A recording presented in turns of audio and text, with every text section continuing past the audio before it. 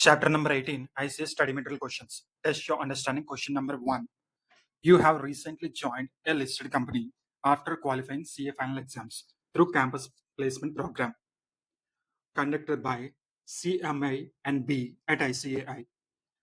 Although the company you have joined in is not amongst top 1000 listed companies in the country, it wants to include sustainability reporting in accordance with the Global Reporting Initiative Framework (GRI) in its annual report on voluntary basis.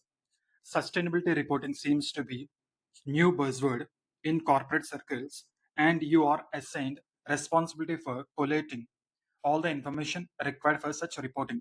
In above context, dwell upon what is your understanding of sustainability reporting. Can you list some of its expected benefits? Sustainability reporting is an organization's practice of reporting publicly on its economic, environmental, and or social impacts, and hence it contributions positive or negative towards the goal of sustainable development. Sustainability reporting refers to the information that companies provide about their performance to the outside world on a regular basis in a structured way. It is the comprehensive mechanism of measuring and disclosing sustainability data with performance indicators and management disclosures. Expected benefits. It can help stakeholders to understand organizations' performance vis-a-vis sustainability and its impacts. The reporting process emphasizes the link between financial performance and non-financial performance. Such reporting can help entities to focus on long-term value creation by addressing environmental, social, and governance issues, ESG issues, since investors are increasingly recognizing the environmental and social issues provide both risks and opportunities in respect of their investments and are seeking disclosures on environmental and social performance of the business, they can use ESG performance of companies to make investment decisions.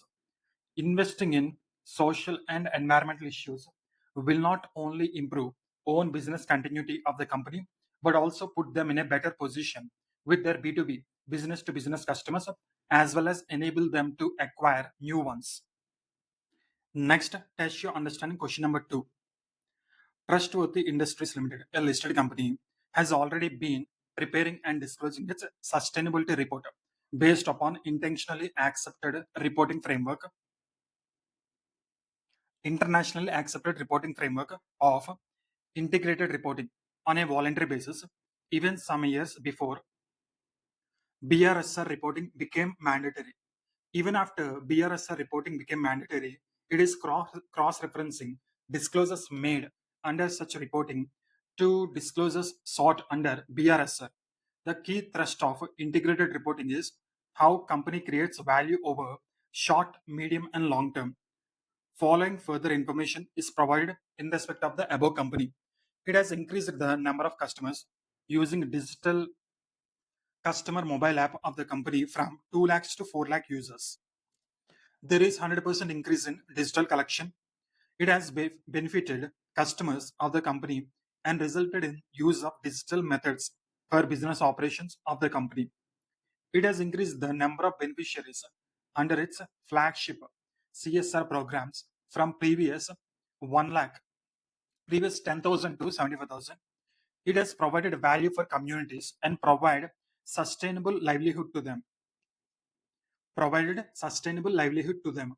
Discussing about the information, identify which of the capitals of integrated reporting are being referred to at 1 and 2 respectively.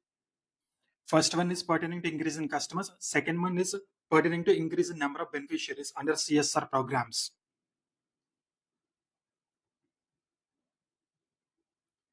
The information at 1 states that a company has increased the number of customers using digital mobile app. Besides, it has led to 100% increase in digital collection. Therefore, it involves use of technology for deriving business benefits. It has invested in innovation deriving business benefits from digitization. The capital referred to at 1 is intellectual capital. Increase in number of beneficiaries under flagship CSR programs providing value for communities and sustainable livelihood is an example of relationships established within and between each community, group of stakeholders, and other networks to enhance individual and collective well being. The capital referred to at 2 is social and relationship capital. Next case study. The agrochemical sector is about a $35 billion industry in India. The Indian agrochemicals market is segmented by product types, fertilizers, pesticides, adjuvants, and plant growth regulators, and application crop based and non crop based. India is one of the most prominent exporters of agrochemicals in the world and is being keenly looked at as an ideal hub for export oriented production of agrochemicals. There has been a recent surge in the production of agrochemicals to overcome problems such as lack of right nutrition elements required for proper growth of the crops, etc. While there is a low awareness about the use and impact of agrochemicals, there is also a push from the industry to use more agrochemicals, linking it to better yield. The continuous and increased use of agrochemicals seems to have an adverse effects on humans, animals, and nature in whole. The toxicity levels of the agrochemicals are harmful not only to the workers in the manufacturing process but also to the farmers, the soil, and the end consumers. The Central Insecticide Board (CIB) of India has categorized agrochemical toxicity levels based on a labeling system using red, yellow, blue, and green labels, where red is the most toxic and green is the least. Most of the red label products are banned abroad but are being sold in India due to the lack of a strong regulatory environment. In India, it is estimated that almost 25% of the total amount of agrochemicals sold are counterfeit products. The quality and the efficacy of these counterfeit products differ from the original products, which can lead to reputational damage for the companies. Agrochemical companies need to add barcodes or other identifying technologies to their product packaging to allow end use consumers to check for authenticity. Also, since India is a multilingual country, the companies will have to publish the usage instructions in multiple languages. Company A and B are both listed companies and part of top 1000 listed companies. They are engaged in the production of agrochemicals. Company A has been looking for opportunities to comply with the recently launched and evolving guidelines for ESG in India, while Company B, on the other hand, is just focused to increase revenues and profits.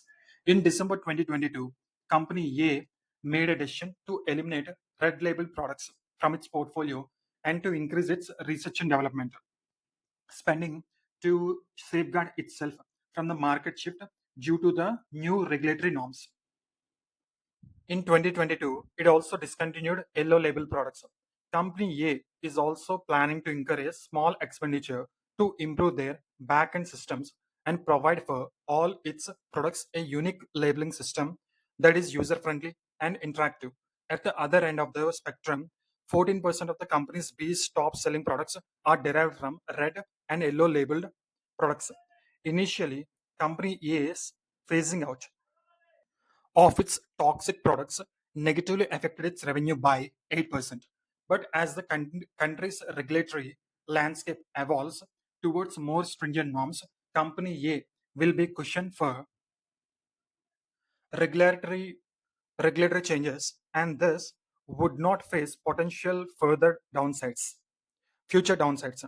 Company B has recently witnessed a 9% year on year growth in revenue from the last financial year and is planning to increase the production of its best selling products. An insecticide DDT categorized as red labeled by Central Insecticide Board. Company B has recently been approached by the regulatory authority for an investigation for its products, which include performing additional tests and duties to testify that its products have no adverse effects. What would be the reporting requirements for each of the two companies? Both company A and B are among part of top 1000 listed companies. Hence, these companies have to mandatorily provide BRSR reporting, business responsibility and sustainability reporting in accordance with 9 principles of NGBRC as mandated by SEBI. Next, case study number 2. Which company has absorbed the impacts of possible future regulatory changes? What are the steps taken by the company for complying with the regulatory standards? Company A has absorbed impacts of regulatory changes. It has decided to eliminate red labeled and yellow labeled products from its portfolio, which are toxic in nature. Besides, it has increased its expenditure on research and development to meet with new regulatory norms. It has also incurred expenditure for improving its labeling system, which would help end users to know about the nature of the product. All these steps have been taken by the company A for complying with regulatory standards. Company A is trying to meet the with the requirements of Principle 2 by making research and development expenditure. Further, it has also eliminated red labeled or yellow labeled products from its portfolio. Principle 2 relates to the requirement that businesses should provide goods and services in a manner that is sustainable and safe. Besides, by adopting a friendly barcoded packaging labeling system, companies adhering to requirements of Principle 9, which states that businesses should engage with and provide value to their consumers in a responsible manner. Steps taken by the company to inform its consumers about safe and responsible usage of products fall in its domain. Since toxic agrochemicals are also harmful to workers engaged in their manufacturing process, their discontinuation bodes well for workers in the company A in line with the principle 3, which states that businesses should respect and promote the well-being of all employees, including those in their value chains. By discontinuing products which are harmful to soil, company A is meeting requirements of principle 6, which states that businesses should respect and make efforts to protect and restore the environment. Next, question number 3. What would be the consideration by the auditors of company A and B in the audit of financial statements?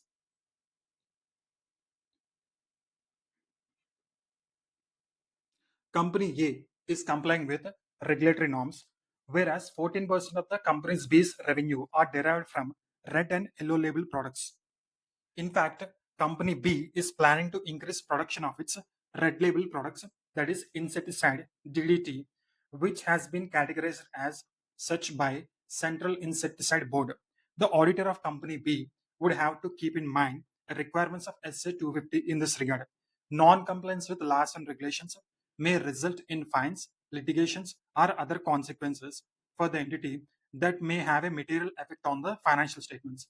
It can result in material misstatements. Central Insecticide Board has already launched its investigation into products of the company.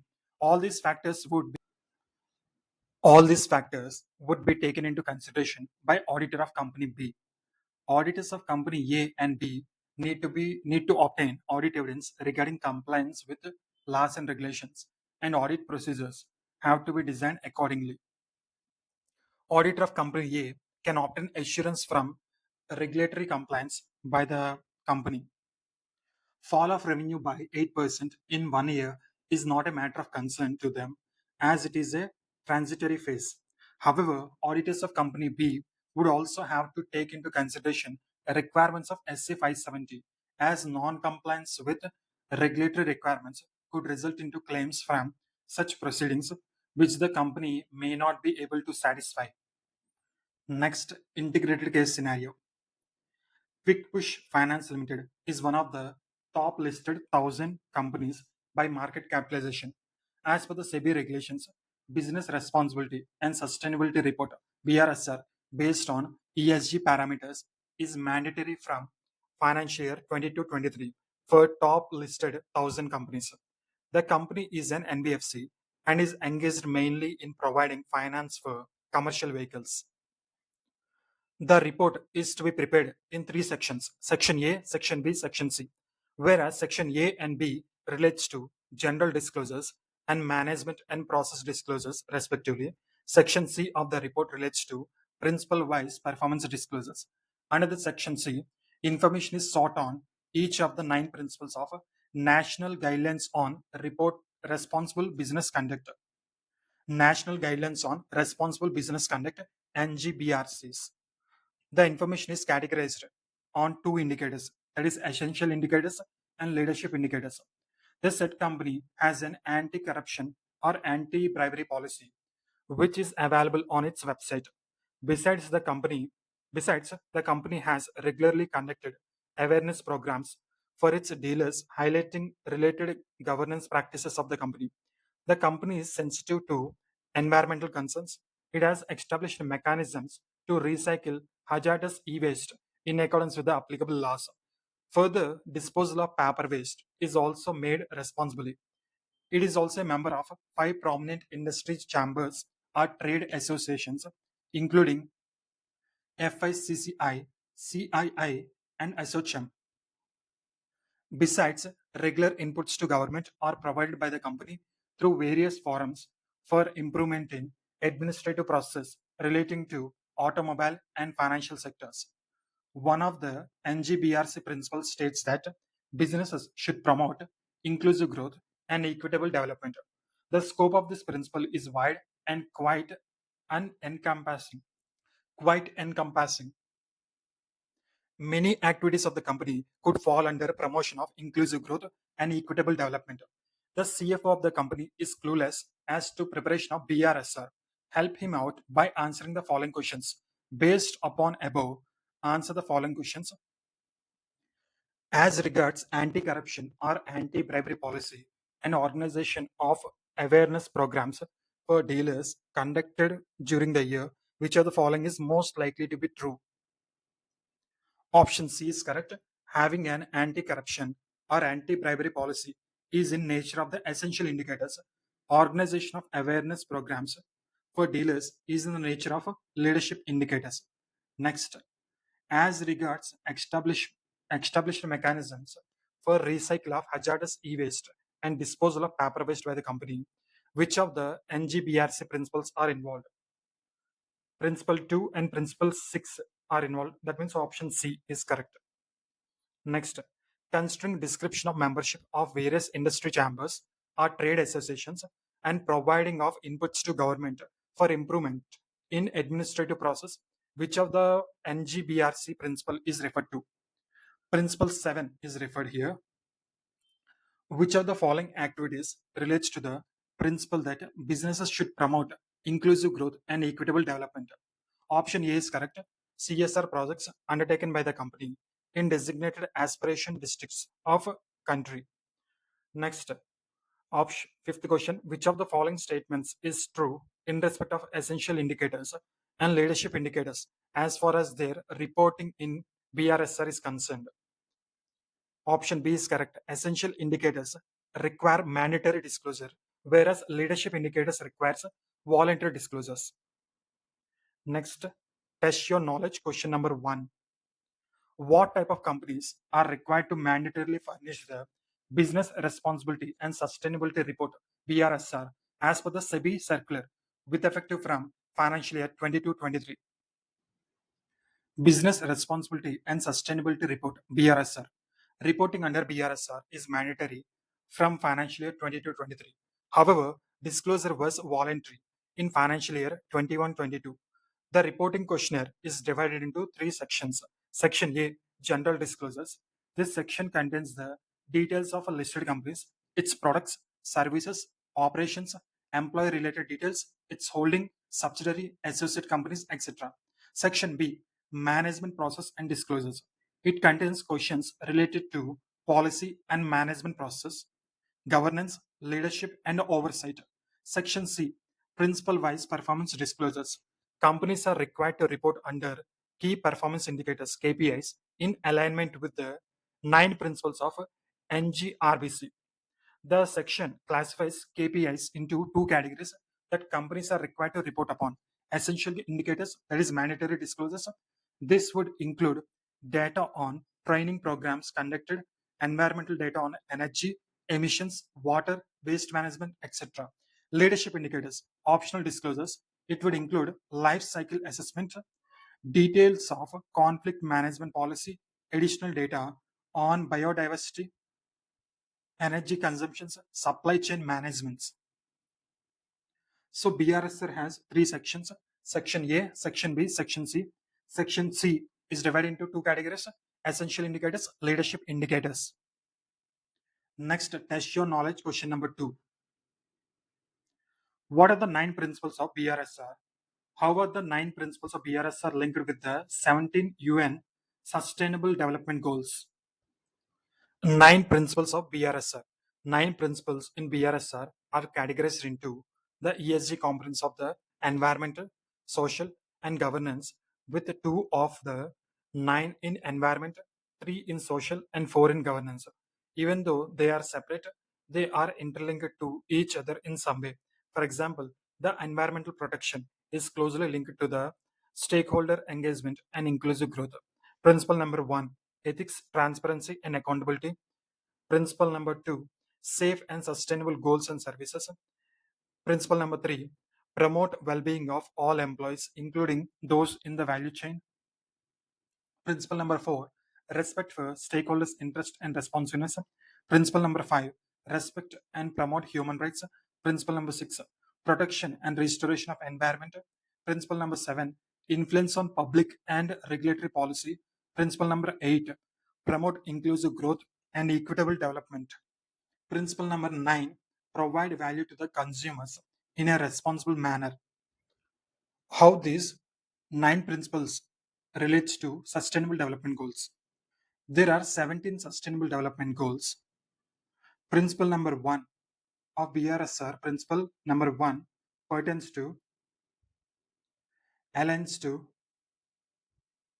SDG 16 and SDG 17. Principle number 2 aligns to SDG 2, 6, 7, 8, 9, 10, 12, 13, 14, 15. Next, principle number 3 aligns to SDG 1, 3, 4, 5, 8, 11, 16. Next, principle number 4 aligns to SDG 1, 5, 11, 16. Principle number 5 aligns to SDG 6. Principle number 5 aligns to SDG 5, 8, 16. Principle number 6 aligns to SDG 2, 6, 7, 12, 13, 14, 15. Principle number 7 aligns to 2, 7, 9, 10, 11, 13, 14, 15, 17.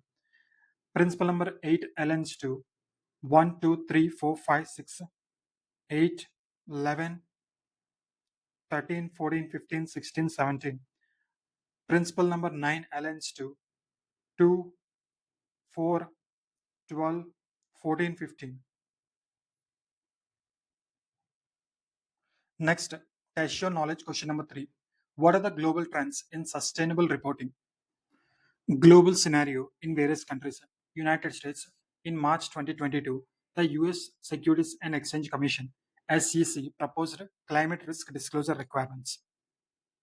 Next, in UK, in 2019, UK passed a law targeting net zero greenhouse gas emissions by 2050, and various global events observed. Next, test your knowledge. Question number 4. What are the 6 C's of integrated reporting? Integrated reporting. There are 6 C's of integrated reporting, also known as 6 capitals: financial capital, manufactured capital, natural capital, human capital, social capital, intellectual capital. Hint is fish enum. 6 C's of integrated reporting. Hint is fish enum. F, financial capital. I, intellectual capital. S, social capital. H, human capital. N, natural capital. M, manufactured capital. Next, test your knowledge. Question number 5. What is the methodology of providing assurance in BRSR? The methodology to provide assurance on BRSR: first, preliminary review of ESG report parameters, on-site assessment or verification of ESG report, issuance of assessment report and assessment statement, review of the responses and clarifications on the findings, submission of findings of the on-site assessment and the document review, preparation of assessment or verification report, including final results of assessment or recommendation. There are six steps. There are six steps to provide assurance on BRSR. Test your knowledge. Question number 6. What is the auditor's role on ESG aspects in an audit of financial statements of the company? A role of auditor: consideration of climate related risks in an audit of financial statements. The role of auditor is to obtain reasonable assurance about whether the financial statements as a whole are free from material misstatements, whether due to fraud or error, to enable auditor to report whether the financial statements are prepared and presented fairly in all material respects in accordance with the applicable financial reporting framework. In developing the understanding of an entity, the auditor should include the consideration of climate related risks and how these risks may be relevant to the audits. The climate related risks could be more relevant in certain sectors or industries. Example: banks and insurance, energy, transportation, materials and buildings, agriculture, food and forestry products. Many investors and stakeholders are seeking information from auditors' report about how climate related risks were addressed in the audit. With this increased user focus on climate change, auditor need to be aware of and may face increasing pressure from transparency about climate matters in our auditors' reports. However, the auditors' reports must follow the requirements of applicable auditing standards. The auditor's report is a key mechanism of communication to the users about the audit that was performed. In addition to the audit opinion, it provides information about auditor's responsibilities and, when required, an understanding of the matters of most significant in our audit and how they were addressed. In some circumstances, it may warrant inclusion of an emphasis of matter paragraphs to draw attention to disclosures that are of fundamental importance to users' understanding of the financial statements. The auditor should also determine whether the entity has appropriately disclosed relevant climate related information in the financial statements in accordance with the applicable financial reporting framework. Example: Indian accounting standards or accounting standards when relevant before considering climate related matters in the auditor's report. The auditor should also read the other information for consistency with information disclosed in the financial statements and information that may be publicly communicated to stakeholders outside the financial statements, such as management report narratives in the annual report, press releases, or investor updates. This is a requirement under ISA 720 and SA 720. The auditor's responsibility relating to other information.